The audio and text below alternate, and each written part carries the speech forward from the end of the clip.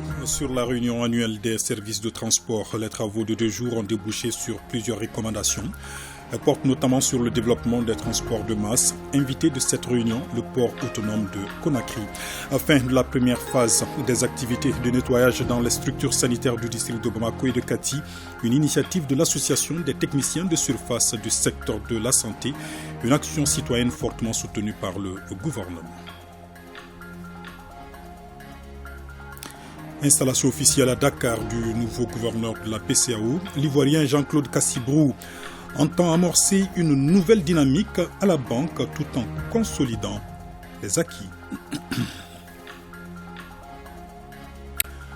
Voilà pour le titre, mesdames, messieurs. Bonsoir. Fin à Bamako de la réunion des services de transport. Les travaux de 2 jours sont sanctionnés par plusieurs recommandations et elles portent notamment sur le développement des transports de masse alternative la plus crédible pour une bonne mobilité dans notre pays.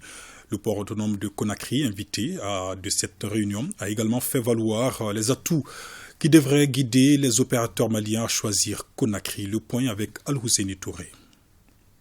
Les 2 jours de travaux ont permis aux acteurs publics et privés des transports de formuler plusieurs recommandations dans le cadre du développement des secteurs routiers, aériens, ferroviaires et fluvial.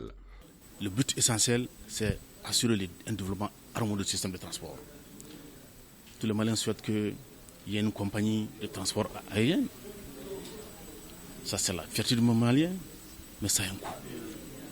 Tout le monde veut que le transport ferroviaire soit une réalité enfin.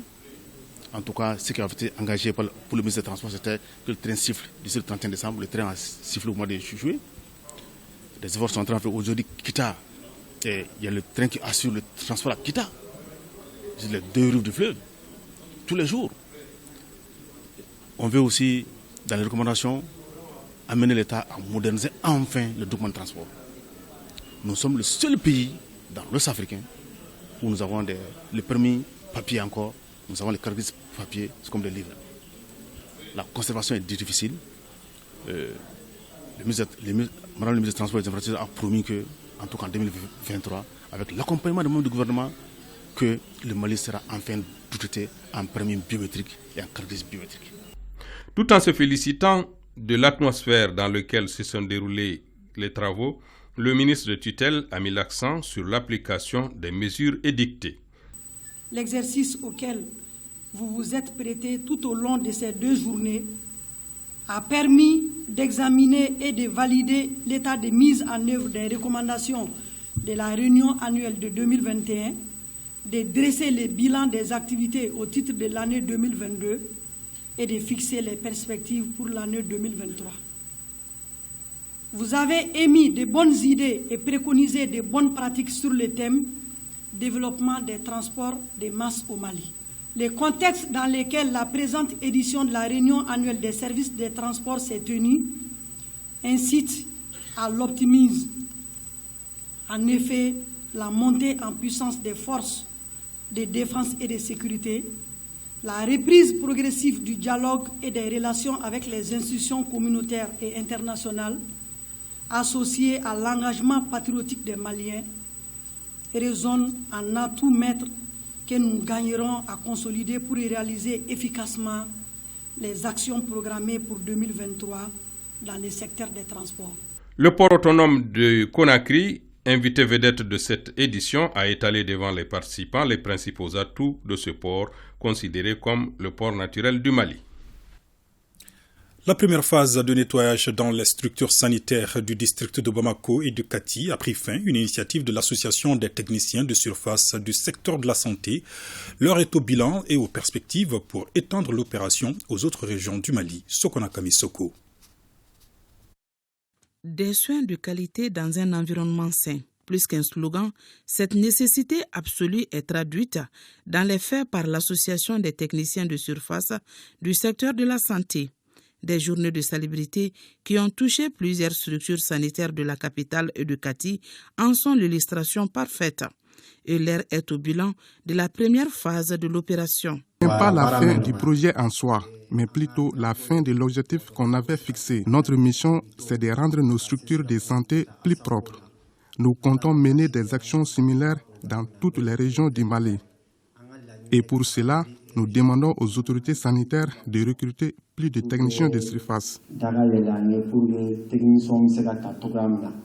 Cette grande opération d'assainissement des hôpitaux et centres de santé de référence a été possible grâce au soutien des partenaires techniques et financiers, partenaires dont les attentes semblent être comblées. Nous, organismes de prévoyance sociale et structures de développement social, nous avons vite compris que ces journées de sanité sont nôtres, car elles touchent le cœur du dispositif de la prévoyance sociale. L'OMS adhère pleinement à votre initiative. Nous restons toujours disponibles pour vous accompagner à travers les formations que nous avons déjà commencées au niveau de l'hôpital Gabriel Touré. Au département en charge de la santé, on se réjouit de la réussite de la première phase de ces journées de salubrité. Que l'hygiène a été retenue parmi les indicateurs du contrat de performance signé entre les directeurs des hôpitaux et moi-même. C'est pourquoi nous avons soutenu et accompagné l'initiative citoyenne et l'engagement de l'Association des techniciens de surface du secteur de la santé à œuvrer pour des établissements de santé propres dans un environnement sain. Il en sera ainsi, Inch'Allah, pour les prochaines étapes. Sur cette première étape, la première chose que je puisse dire avec fierté, avec satisfaction, c'est que ça a été une étape qu'on peut juger positive. Si le premier défi, celui de l'assainissement des structures bénéficiaires, a été relevé, le second et le plus important est de préserver cet acquis. Lundi dernier, le gouvernement a décidé l'interdiction de toutes les activités menées par les ONG opérant au Mali sur financement de la France, y compris dans le domaine humanitaire. Cette décision fait suite à la suspension par la France de l'aide au développement destinée à notre pays. Oumarou Diarra, ministre délégué chargé de l'action humanitaire, se prononce sur la question. Il est au micro de Sokona Kamisoko. Le pays est engagé dans un vaste programme de refondation. Nous voulons regagner notre dignité, aller vers la vraie indépendance. Cette indépendance voulue par les pères, ceux-là qui nous ont précédés, ceux-là, parmi eux, d'autres qui ont même perdu la vie. C'était pour que nous, aujourd'hui qui sommes là, nous puissions vivre dignement et dans la liberté totale. Cet engagement, le colonel Assimi Goïta, le président de la transition, les directives données, les enjeux, il s'agit de la vraie souveraineté. Que nos ressources nous reviennent, que notre politique extérieure nous revienne, que notre diplomatie soit malienne. C'est-à-dire personne d'autre ne décidera plus à la place de ce vaillant peuple du Mali. Pour cela, il a dégagé des principes. La défense de la souveraineté du Mali, le respect des choix stratégiques du Mali, que ce soit sur le plan politique, que ce soit par rapport aux partenaires. Je profiterai de ce micro par rapport à notre dernière communication sur le plan humanitaire. Nous avons été interpellés au niveau du département. Des inquiétudes ont été prônées. Mais sachez que ce pays, le Mali, est un pays de reconnaissance. Nous ne rejetons pas nos partenaires, mais nous voulons que nous soyons respectés dans nos choix. À tous ces bons partenaires qui sont restés aux côtés de nous pendant cette période très difficile, je leur dis merci, parce qu'en réalité, c'est dans les moments difficiles qu'on reconnaît ses vrais amis. 13e congrès ordinaire de la Société malienne d'ORL et de chirurgie cervico-faciale. Les 2 jours de travaux ont permis aux délégués de traiter plusieurs sujets, dont les aspects juridiques des soins en général et les infections rhinologiques en ORL. À l'issue des travaux, un nouveau président est élu à la tête de l'organisation. Le point est avec Mohamed Kayentao. Plusieurs communications sont au centre de ce 13e congrès ordinaire de la SMORL, Société malienne d'ORL et de chirurgie cervico-faciale. Parmi celles-ci, les cadres des soins ambulatoires, les urgences et infections orales et les infections rhinologiques en ORL. Ces sujets ont été débattus par des spécialistes en la matière. Au cours des 2 jours de travaux, des tableaux d'honneur ont été remis à des maîtres ayant fait valoir leur droit à la retraite. Le président sortant de la SMOL fait partie des récipiendaires. Pour rappel, la Société malienne d'ORL et de chirurgie cervico-faciale a été créée il y a 25 ans avec comme axe d'intervention la formation par l'organisation de formation continue, autrement appelée développement professionnel continu, adapté aux besoins des professionnels par la contribution au respect des bonnes pratiques en ORL. L'information en organisant des manifestations scientifiques, à savoir des forats, des journées, des conférences et des congrès, et la recherche et le conseil, avec une mission d'expertise, des relations avec les partenariats, avec les industries pharmaceutiques et biomédicales. Ce 13e congrès a regroupé également des délégués des régions et une délégation tchadienne. Occasion d'évoquer le nombre pléthorique des étudiants et l'ouverture des facultés de médecine et de pharmacie dans les régions. L'ouverture des facultés dans les régions, je vais transmettre ça au ministre parce que justement la pléthore est connue, la concentration au niveau de Bamako c'est connu. Et les pays qui nous entourent, qui ont ouvert leurs facultés bien après, une dizaine d'années après nous, ils se retrouvent effectivement au niveau les facultés se trouvent au niveau de plusieurs régions. Donc il va sans dire, ça c'est une doléance que je vais transmettre à son Excellence, Monsieur le Ministre de l'Enseignement supérieur et de la Recherche scientifique. À l'issue des travaux, un nouveau président a été élu à la tête de la SMOL. Il s'agit du professeur Mohamed Amadou Keïta, qui se chargera de mettre en place son équipe. Le mandat du comité exécutif du Conseil national de la jeunesse est prorogé jusqu'à la tenue du prochain congrès de la fêtière. Une décision prise hier au cours d'une réunion extraordinaire du CNJ. À l'issue de la rencontre, le communiqué final est remis au ministre en charge de la jeunesse. Reportage Alpha Maïga. Ici, c'est le comité exécutif du Conseil national de la jeunesse du Mali qui est réuni. Une réunion élargie à l'ensemble des présidents des conseils régionaux. Ils ont examiné certaines préoccupations de la vie du Conseil national de la jeunesse en prélude à la tenue de son 7e congrès. Le président remet officiellement le communiqué final de la réunion en 13 points au ministre en charge de la jeunesse.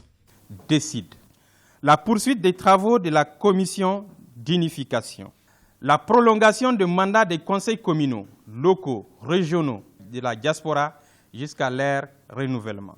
La prolongation du mandat du comité exécutif national du CNJ, présidé par M. Habib Dako, jusqu'à la tenue du 7e congrès ordinaire de la fêtière. Le non-respect des clauses des présentes résolutions, de même que toute autre action contraire, entraîneront des sanctions immédiates prises en réunion du comité exécutif national. Donc cette mise en place de la commission, je pense que c'est à votre actif et je tiens à vous féliciter pour cela. Votre travail d'aujourd'hui s'inscrit effectivement dans la poursuite et le renforcement du processus d'unification. Nous sommes tenus de faire cette unification qui vous est tant chère, tout comme nous. Dans cette dynamique, nous sommes tous dans le même bateau. Par ma voix, nous sommes engagés à enlever toute animosité entre nous et à travailler main dans la main. Les résultats des travaux sont salués par le ministre. Occasion de souligner avec force et véhémence que la préoccupation des autorités de la transition est et demeure la stabilité du pays. Notre préoccupation au ministère de la Jeunesse, c'est la stabilité. Et la stabilité de la jeunesse, c'est la stabilité du Mali. La stabilité de la jeunesse, c'est la stabilité de 70% de notre population. Je veux que vous soyez plus engagés. Dans les prochaines semaines, voire les tout prochains mois, je veux des mobilisations importantes de jeunesse pour accompagner les échéances qui sont à notre porte. Les actions programmées en prélude au 7e congrès, il en a été question avec le ministre qui a saisi l'occasion pour transmettre aux jeunes un certain nombre de messages. Dès ce lundi, les activités du chronogramme seront mises en exécution, cela pour bâtir la fêtière dans l'unité et la cohésion. Alex Ena, École nationale d'administration, célébration du 20e anniversaire de la promotion, Maître Aruna Touré, actuel ministre de la communication, de l'économie numérique et de la modernisation de l'administration. Plusieurs activités vont meubler cet événement, dont une conférence débat axée sur le thème « Rôle de la justice dans la refondation de l'État » Alpha Maïga. Les fioles, entendez-là, les fils de Maître Aruna Touré se retrouvent 20 ans après avoir décroché leur diplôme. Et nous avons tenu à faire cet anniversaire sur l'angle de la cohésion. Aujourd'hui, nous sommes vraiment la pierre angulaire de ce pays. L'anniversaire de cette promotion Maître Aruna Touré se fête au moment où le parrain est commis par la nation pour diriger le département de la communication et des nouvelles technologies. Toute chose qui dénote de la vision claire des initiateurs qui trouvent au parrain un patriote au service du Mali. Nous ne sommes pas trompés, c'est pour cela qu'il est là. Nous sommes toujours restés à ses côtés, il nous a toujours écoutés et nous sommes toujours en contact avec lui. Nous sommes le Mali, fait d'union, de cohésion sociale comme ça vient d'être dit. Le Mali qui démontre à la face du monde que si nous avons pu arriver à ce niveau de développement, de prise de conscience, de réussite, c'est parce que nous avons su que nous n'étions pas des incapables. Que les incapables, c'est les autres qui ne partagent pas les mêmes valeurs que nous. Avocat depuis 1984, le parrain de cette promotion 1998-2002 est surtout connu comme celui qui fut inscrit au barreau malien après avoir décroché son diplôme dans cette même École nationale d'administration et du coup se taillant une réputation dans les affaires commerciales, civiles, minières et sociales. Opportunité pour le ministre aujourd'hui de lancer un appel. Je vous dis, la refondation, certes, elle peut se faire par la justice, elle doit se faire par l'économie, elle doit se faire par l'administration, mais elle se fera d'abord par la prise de conscience, par le respect de nos valeurs maliennes et africaines, l'écoute, le dialogue, la compréhension et toutes ces valeurs qui sont surannées ailleurs, au-delà de la Méditerranée et de l'Atlantique. Après, ils se sont retrouvés autour d'une conférence débat axée sur le thème au rôle de la justice dans la refondation de l'État, animée par cet autre professeur et ancien ministre Baba Berti. Visite du chef d'état-major général des armées dans la zone de défense numéro 4, le général de division Oumar Diarra a échangé avec les officiers et la troupe sur les opérations en cours. C'était aussi l'occasion pour lui d'apporter aux hommes le message de fierté et d'encouragement des autorités du peuple malien. Benogo Fofana. Atterrir à l'aéroport d'Agdag de Caille en provenance de Bamako, le chef d'état-major général des armées, le général de division Oumarou Diarra, en compagnie de son staff, a effectué le passage en revue de troupes. Direction le gouvernorat de Caïa. Sur le lieu, le chef d'état-major général des armées a rencontré le gouverneur. Au cours de cette rencontre, le chef de l'exécutif régional a informé son frère d'armes de la situation sécuritaire de Caïa. Arrivé au camp militaire Mohamed Lamine Dramé de la zone de défense numéro 4, le général de division Oumarou Diarra a animé 2 rencontres. La première avec les officiers et la seconde avec la troupe. Vu la montée en puissance de l'armée, les objectifs de ces 2 rencontres étaient les mêmes. Le premier point, c'est d'adresser les félicitations et les encouragements des plus hautes autorités à nos hommes. Deuxièmement, c'est de partager certaines informations et les questions d'actualité avec eux. On sait qu'il y a beaucoup de propagande sur les réseaux sociaux aujourd'hui. Et de passer la vraie information. Troisièmement, rappeler aussi le soutien politique et le soutien de l'opinion publique aux forces armées et de sécurité dans l'exécution de nos missions. Autre point sur lequel nous avons échangé avec eux, il s'agit de rappeler notre mission principale aujourd'hui. Il s'agit de nous préparer, de nous entraîner et de nous former pour lutter contre le terrorisme, et faire la guerre ou faire la paix si nous sommes vraiment sollicités. À l'issue de ces 2 rencontres, le chef d'état-major général des armées s'est réjoui d'avoir trouvé sur place des hommes motivés et prêts à en découdre avec les ennemis de la nation. Moi, je suis vraiment réconforté. J'ai trouvé des hommes vraiment qui étaient à l'écoute de tout ce que nous avons dit et qui étaient déjà préparés. Et pratiquement, les messages ont été très bien reçus. Les gens étaient vraiment réceptifs à ce message. Donc, ça veut dire d'une manière générale que voilà, tout le monde est dans la dynamique dans laquelle nous sommes aujourd'hui. Toujours au camp militaire Mohamed Lamine Dramé de Caille, le général de division Oumarou Diarra a rencontré aussi les épouses des militaires avant de partager un repas de corps avec les hommes. La visite du chef d'état-major général des armées a pris fin par une visite de courtoisie aux notabilités de Caille. À Dakar, le nouveau gouverneur de la BCEAO est officiellement installé. Il s'agit de l'Ivoirien Jean-Claude Cassibrou. Il entend amorcer une nouvelle dynamique à la banque tout en consolidant les acquis. Nos envoyés spéciaux à Dakar, Ousmane Daou et Tidja Kamara.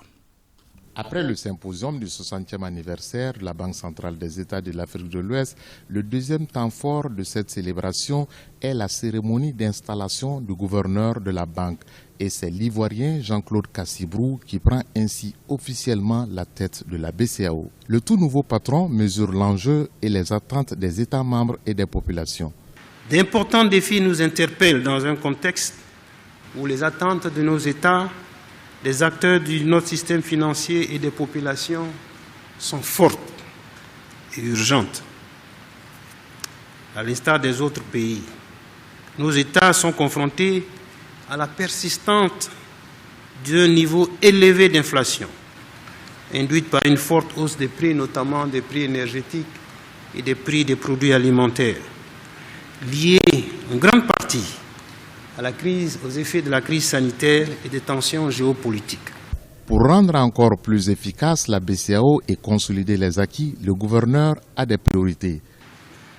Il s'agira de la stabilité macroéconomique, notamment monétaire, gage de la confiance pour les épargnants et les investisseurs nationaux et internationaux, du financement sain de nos économies pour soutenir une croissance saine et durable, du renforcement de la solidité de notre système bancaire, de la poursuite du développement d'un secteur de la microfinance solide et performant en termes d'accès des populations à faible revenu aux services financiers.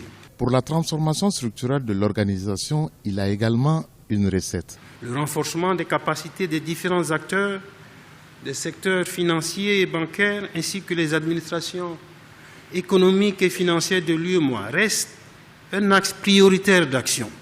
Les activités de notre centre de formation, le COFEB, seront dans ce sens renforcées. L'objectif est de renforcer les capacités managériales et de gestion, notamment des risques nouveaux qui apparaissent, qui mettent en péril nos différents systèmes. Jean-Claude Cassibrou porte désormais le costume de gouverneur de la Banque centrale des États de l'Afrique de l'Ouest avec le souci de maintenir le flambeau haut, car les moments d'installation du gouverneur de la BCEAO sont toujours le début d'une nouvelle ère pour l'institution d'émission monétaire. La COP27 s'est tenue à Sharm el-Sheikh en Égypte du 6 au 18 novembre dernier. Le ministre de l'Environnement, de l'Assainissement et du Développement durable a pris part à ce rendez-vous mondial. Modibo Koné a participé aussi à la 19e conférence de Panama sur le commerce international des espèces de faune et de flore sauvages menacées d'extinction. Il fait le point de ces rencontres au micro de Agibou Koulibaly. En fait, nous avons participé à deux COP. La première COP du 6 au 18 et la seconde du 14 au 25, qui est présentement en cours.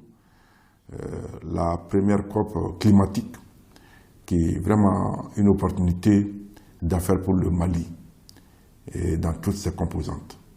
Des rencontres importantes ont été faites au cours de cette COP, notamment la rencontre avec la République arabe koweïtienne, où vraiment le ministre de l'Environnement koweïtien a vraiment souhaité intervenir au Mali pour la gestion des déchets.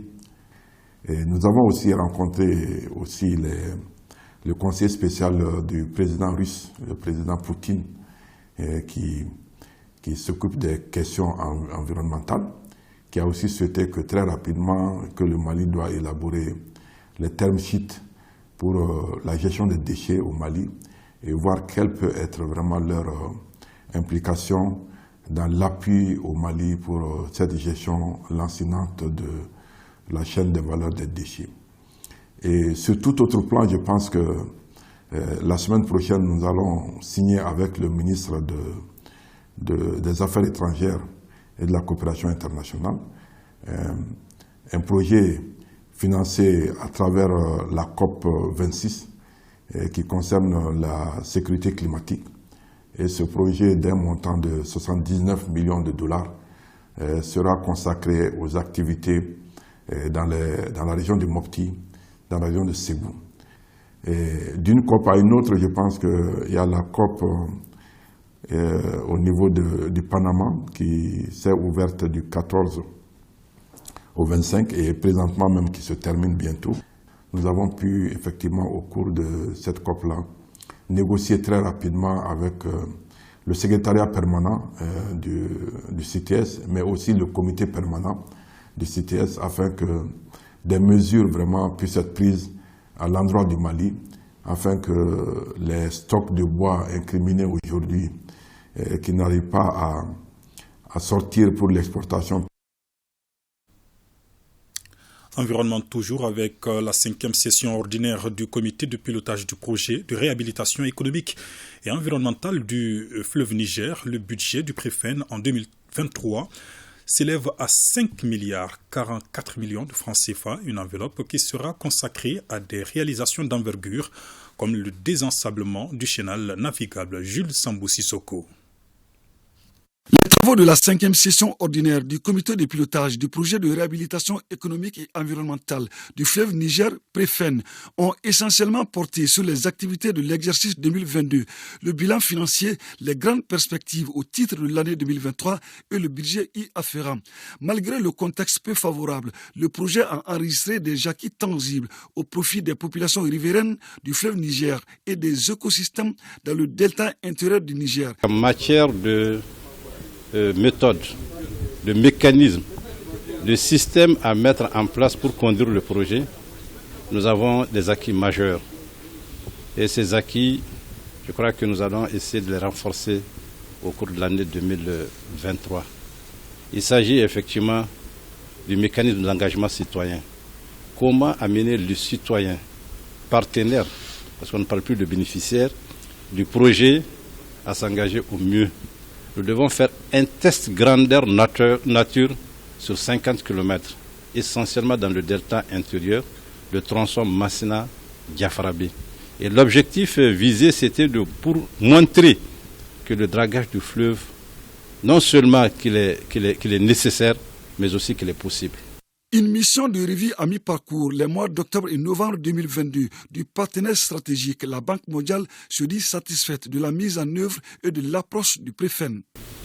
Tout cela a favorisé la réalisation de certaines activités majeures du PREFEN, à savoir, entre autres, la réception définitive des quais d'accostage de Massina et Diafarabi, ainsi que leurs ouvrages connexes après leur réhabilitation.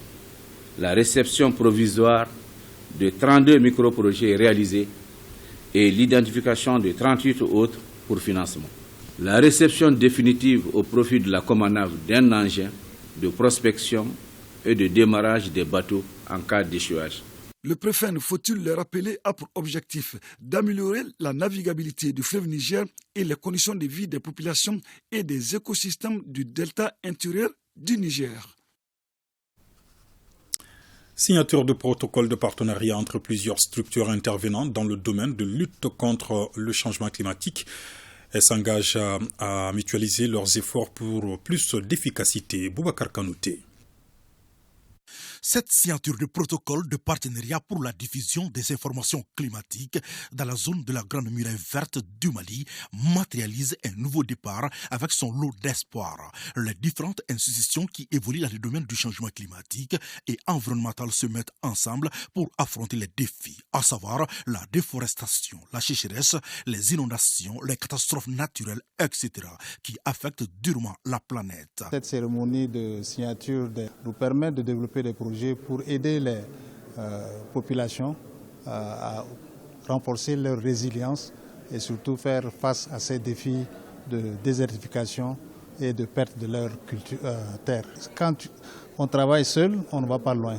Et ce partenariat avec les 4 institutions nous permet de coordonner nos activités. La Grande Muraille Verte, c'est sur une bande. Et cette bande fait appel à plusieurs acteurs et à plusieurs interventions. Aujourd'hui, je suis comblé parce que nous avons quand même un partenaire avec nous qui a bien voulu nous accompagner. Le partenaire AICRA qui a comme credo de rendre les technologies de l'agriculture intelligentes face au climat. Et les autorités fondent beaucoup d'espoir sur ce partenariat public-privé. Au regard des urgences qui sont imposées de nos jours par les changements climatiques, à la sécurité alimentaire, à l'environnement et aux moyens d'existence des populations africaines et notamment des plus vulnérables au Mali. Dans ce cadre que les objectifs du programme AICRA sont de renforcer les capacités des partenaires et des parties prenantes ciblées, de développer des mécanismes devant améliorer l'accès aux services d'information climatique et aux technologies. La formalisation de ces partenariats permettra sans nul doute d'influencer positivement les décisions des agropasteurs de la zone de la Grande Muraille Verte sur les questions environnementales et sur les aspects du changement climatique. Accompagner cette initiative de la Grande Muraille Verte lancée en 2007 par l'Union africaine pour restaurer les paysages dégradés et améliorer les conditions de vie des populations est un symbole d'espoir.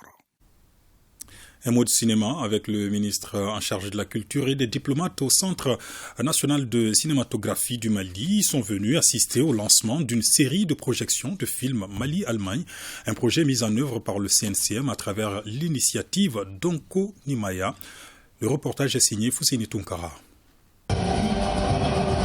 Mali Blues. Un film qui retrace les supplices vécus par les artistes maliens au moment de l'occupation de certaines parties du pays par les forces du mal. Le film est projeté au CNCM en présence du ministre en charge de la culture et des diplomates accrédités dans notre pays. Cette soirée de cinéma est l'entame d'une série de projections de films Mali-Allemagne.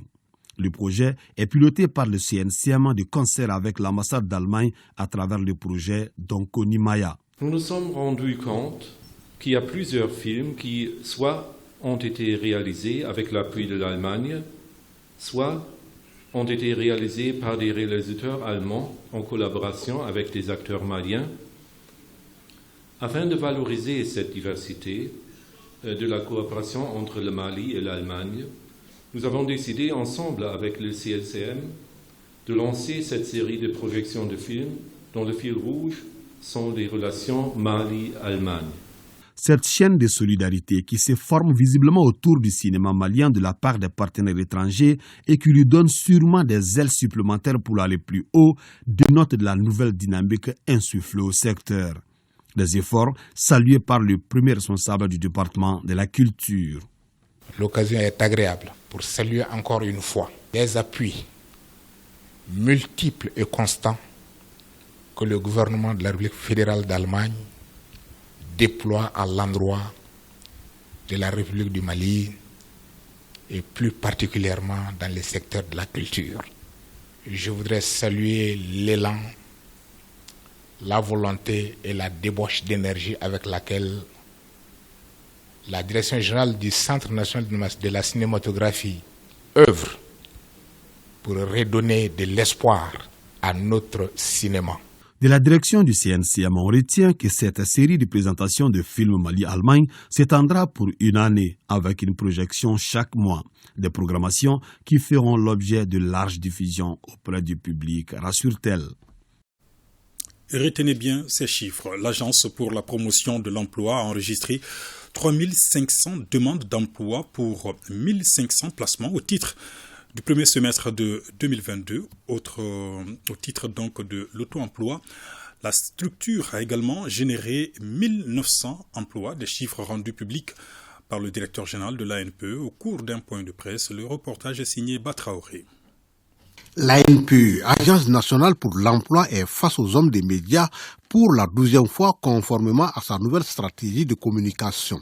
Le bilan des activités réalisées au compte du premier semestre de 2022 au plan de l'emploi, de l'auto-emploi, du perfectionnement et du placement est au menu des débats. Et nous avons enregistré pendant la période écoulée jusqu'au 30 septembre 3000 demandes d'emploi. Et nous avons placé 1500 parmi ces demandes d'emploi-là dans l'emploi salarié. Et dans l'auto-emploi, nous avons accompagné une dynamique globale et inclusive des associations, des groupements de femmes, mais aussi des PME qui ont généré 1900 auto-emplois. Et au niveau du perfectionnement et de la reconversion, nous avons 2300 entrées en formation, qualifiantes, diplômantes, donc formation à la carte. Dans ces sièges également, 1500 demandeurs d'emploi ont été formés en informatique à Bamako et dans les régions pour l'amélioration de leur employabilité. Avec un taux global de réalisation de 58%, le directeur général de l'ANPE se dit satisfait et espère faire mieux le semestre prochain malgré certaines difficultés. L'année 2022 a été estampillée par beaucoup de difficultés, à la fois endogènes, exogènes, la faiblesse de recouvrement au niveau des taxes, le financement, l'insécurité, mais aussi le manque de la mobilité, donc la mobilité réduite de nos agents sur le territoire national, ce qui aussi entrave le résultat. Pour répondre à ces difficultés, notamment le problème de mobilité, la direction de l'ANPE veut appliquer le téléenseignement avec l'aide de certains de ses partenaires. La Sonatam poursuit sa campagne de construction de forages. Cette fois-ci, ce sont les habitants de Sénou, Lafiabougou et Nyamana qui en bénéficient. Le reportage est signé Sokonakami Soko. Sénou et Nyamana, plus précisément à l'école Marie Auxiliatrice, ces deux localités ont une problématique en partage, la pénurie d'eau potable. Grâce à la réalisation de ces forages par la Sonatam, les habitants des dites localités peuvent pousser désormais un ouf de soulagement. Le complexe scolaire Marie Auxiliatrice abrite en son sein près de 1100 élèves et une cinquantaine de personnels. En effet, jusqu'à un passé très récent, nous étions confrontés à un problème crucial de manque d'eau.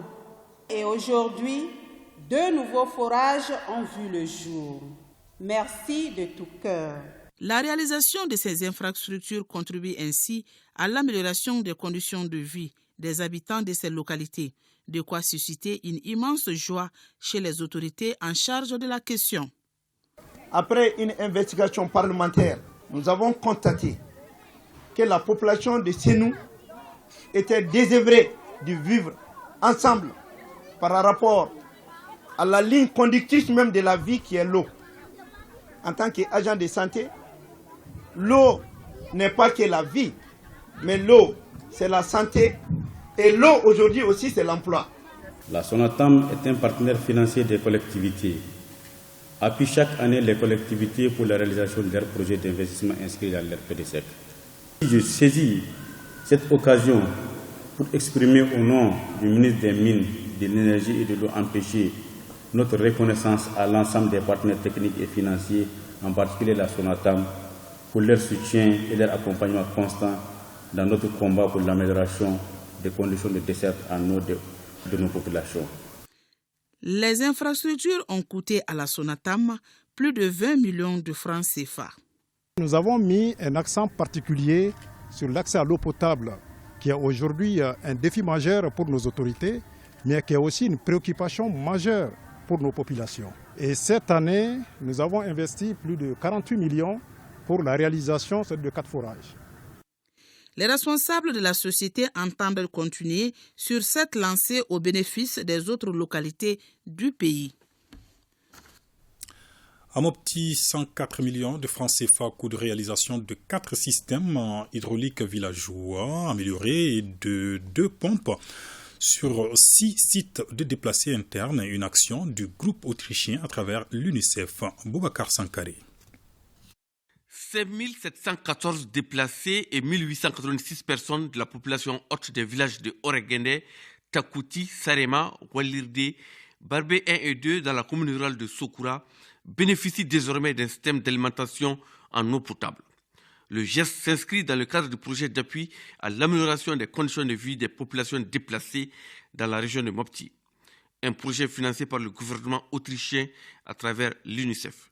Les 4 systèmes d'hydraulique villageoise améliorés avec 2 rampes de robinet et 2 pompes à motricité humaine permettent de couvrir les besoins de 7200 personnes avec un coût total de plus de 104 230 000 francs CFA. Chaque système hydraulique villageois comprend un forage équipé d'une pompe solaire, une rampe de robinet à 4 têtes et un château d'eau de 10 mètres cubes. Quant à la pompe à motricité humaine, elle couvre les besoins en eau de 400 habitants. Cette adduction d'eau nous permettra d'atténuer nos souffrances en besoin d'eau. Ces réalisations de l'UNICEF et ses partenaires viennent en appui aux efforts de l'État pour soulager la souffrance des personnes déplacées. L'accès à l'eau potable aujourd'hui n'est pas un luxe, mais une nécessité. Et ça contribue pour nous à des perspectives de solutions de sortie de crise. Le suivi technique des travaux de ces différents ouvrages a été réalisé par la direction régionale de l'hydraulique. À Kidal, la MINUSMA met à la disposition des populations également un forage et autres activités de la MINUSMA relatives cette fois-ci à un appui en matériel destiné aux forces armées reconstituées. Le point avec Idrissa Djibril Lamaïka. Ces appuis financiers de la MINUSMA vont renforcer les capacités de résilience des 18 membres de l'association dans la conduite de leurs activités maraîchères, source de génération de ressources financières leur permettant de satisfaire leurs besoins vitaux, mais aussi bénéficieront directement à 428 personnes formant ainsi l'effectif du BATFAR et à l'amélioration de leurs conditions de vie. La priorité, c'était l'appui aux populations pour la génération de revenus, la lutte contre la pauvreté, le renforcement de l'économie locale. Cela va renforcer la cohésion sociale, la réconciliation et le vivre ensemble. Présence du bataillon des forces armées reconstitué à Kidal, une marque de confiance en toutes les parties maliennes. Appuyer ce bataillon, c'est aussi appuyer le retour de l'État. Et nous contribuons à travers d'autres projets. Celui-là vient en supplément pour contribuer à l'amélioration des conditions de vie et de travail des veillants soldats. La joie qui se lit sur le visage du commandant du BATFAR de Kidal est immense. Des qualités, on sollicite que tout soit de même qualité, qui va soulager les services quotidiens pour renforcer encore les capacités opérationnelles du BATFAR dans leur mission de réconciliation, de paix à Kidal. Aux bénéficiaires de l'association Bara d'Angamali, aussi bien que le BATFAR, une forte implication dans le suivi, la réalisation et une bonne utilisation rationnelle leur incombe. Agao Oxfam et Stop Sahel organisent une table ronde. Elle a porté sur le programme Solidarité entre aides communautaires au Mali. Les explications avec Rakiatou Touré. L'accès des femmes et des jeunes à la terre et aux instances de prise de décision, c'est la thématique débattue au cours de cette table ronde organisée par l'Oxfam et son partenaire Stop Sahel dans la région de Gao. Les débats se sont déroulés autour de 2 modules dont la loi numéro 052 et la loi d'orientation agricole. Cette table ronde vise à éveiller les consciences en persuadant les femmes et les hommes ici présents que chacun doit contribuer dans le contexte du Mali croix, à faire respecter les engagements internationaux du Mali en matière de promotion de l'égalité de genre. Vous allez faire du rêve des femmes une réalité par rapport à l'application de la loi 052, instituant des mesures pour pouvoir le genre dans l'accès aux fonctions nominatives et électives. Une rencontre de partage d'idées qui a abouti à l'élaboration d'un communiqué des participants. Nous participants recommandons l'application de la loi 2015 ANRM numéro 052 du 18 décembre 2015, loi Sangaré Oumouba, la loi 2022-019 du 24 juin 2022 portant loi électorale et sa portée pour le genre au Mali. Le document a été remis au conseiller spécial du gouverneur de la région. Des recommandations dont personnellement je remettrai copie à qui de droit. Le programme de solidarité et d'entraide communautaire au Mali PSEC intervient dans les régions de Kaï, Koulikoro, Ségou et Gao à travers un appui d'autopromotion des groupements et associations, des jeunes et des femmes. Terminons ce tour d'horizon de l'actualité à l'intérieur du pays avec le lancement à Bougouni des activités du projet Alliance stratégique des défenseurs des droits des femmes au Mali. Objectif appuyer la promotion des droits politiques, économiques et sociaux des femmes.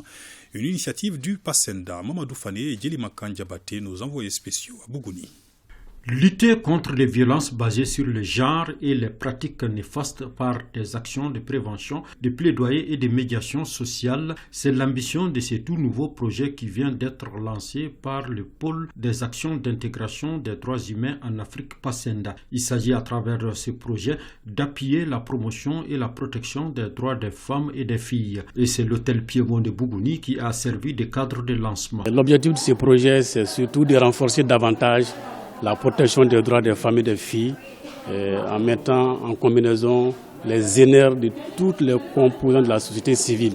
Il s'agit surtout de faire en sorte qu'il y ait moins de violence à l'égard des femmes et des filles, mais aussi prendre des mesures de nature à renforcer la participation des droits des femmes dans la gestion des affaires politiques, mais aussi à promouvoir l'émancipation des droits sociaux, l'accès à la santé, l'accès à l'éducation, et également tout ce qui concourt d'une manière générale à l'autonomisation des femmes.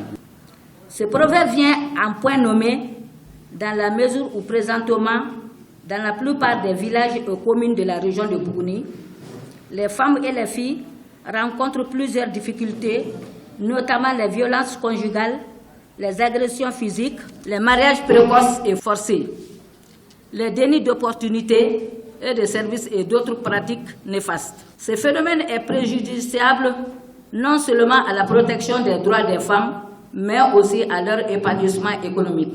Ce projet s'articule sur 3 axes, à savoir les violences basées sur le genre, les droits politiques et les droits socio-économiques des femmes. La campagne de 16 jours d'activisme est l'occasion de dynamiser les actions de lutte contre les violences basées sur le genre pour prévenir et sensibiliser en vue de la réduction des violences à l'égard des femmes et des filles. D'une durée d'exécution de 12 mois et un budget de plus de 270 millions de francs CFA, le projet Alliance stratégique des défenseurs des droits des femmes au Mali est financé par l'Union européenne et l'ONU Femmes avec l'appui de d'autres partenaires. 3e édition des journées textiles du Mali, Mali Finou. Parmi les activités en cours, une conférence débat sur le thème la politique de développement du textile dans l'espace UEMOA, cas du CDAT, Centre du développement de l'artisanat textile du Mali. Mariam Koulibaly. Occupant une place de choix dans l'économie ouest-africaine, le coton demeure un réel moteur de développement dans l'espace UEMOA. À cet effet, de nombreuses initiatives sont développées au sein de l'espace afin de rendre la filière plus profitable. Le programme d'appui à la filière textile, il y a eu beaucoup d'actions, c'était la première phase. Et je peux vous dire qu'actuellement, la 2e phase est en cours de montage en partenariat avec le PTF, notamment la BAD. Et donc, il y a lieu vraiment d'être optimiste par rapport à la place du coton, par rapport à sa place comme levier de transformation de notre espace économique. Ces initiatives qui encouragent la valorisation du coton dans l'espace sont accompagnées par une redynamisation du secteur. L'ambition, c'est la transformation du coton en terre africaine. Il faut transformer la fibre de coton en terre locale pour créer de la valeur ajoutée, créer des emplois aux jeunes. L'industrie du coton textile est une industrie pourvoyeuse d'emplois. C'est un vecteur qui draine beaucoup d'emplois et la jeunesse en a besoin. Le rôle du CDAT dans la transformation du coton malien se résume à sa mission principale, c'est de promouvoir la transformation des matières textiles localement produites au Mali, notamment le coton, la laine de daim et la fibre. Et il s'agit d'accompagner les artisans, de faire des formations, de faire le suivi évaluation, de faire même des recherches en matière de marché et mettre ça à la disposition des artisans. Cette mission assignée au Centre de développement de l'artisanat textile, au dire de son directeur, reste confrontée à plusieurs difficultés. Il reste tout de même optimiste quant à l'avenir du coton qui demeure source de revenus pour de nombreux Maliens.